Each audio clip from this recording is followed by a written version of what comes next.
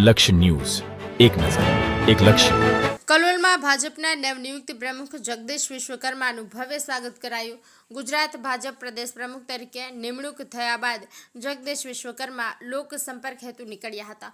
તેઓ અંબાજી પહોંચ્યા હતા. મહેસાણા અને ત્યાંથી પરત ફરતા કલોલ આવ્યા હતા અને કલોલ ભાજપ દ્વારા તેમના સ્વાગતનું કાર્યક્રમ યોજવામાં આવ્યો હતો, જેમાં મોટી સંખ્યામાં ભાજપના કાર્યકરો, કાઉન્સિલર તેમજ કલોલ શહેર સંગઠનના હોદ્દેદારો, સિનિયર આગેવાનો ઉપસ્થિત રહ્યા હતા. ગુજરાત ભાજપ પ્રદેશ પ્રમુખ તરીકે જગદીશ વિશ્વકર્માની નિમણૂક કરવામાં આવી છે. તેઓની નિમણૂક થતાં તેઓ લોક સંપર્ક અર્થે રાજ્યના પ્રવાસોએ નીકળ્યા હતા. તેઓ વહેલી સવારે અંબાજી દર્શનાર્થે પહોંચ્યા હતા અને ત્યાંથી વિવિધ સ્થળોએ કાર્યક્રમ કરીને કલોલ આવી પહોંચ્યા હતા. કલોલ ભાજપ દ્વારા આંબેડકર 3 રસ્તા પાસે નવનિયુક્ત પ્રદેશ પ્રમુખના સ્વાગતનો કાર્યક્રમ યોજવામાં આવ્યો હતો. મોડી સાંજે તેઓ આવી પહોંચ્યા હતા. અહીં કલોલના ધારાસભ્ય બકાજી ઠાકોર દ્વારા તેમનું ભવ્ય સ્વાગત કરવામાં આવ્યું હતું.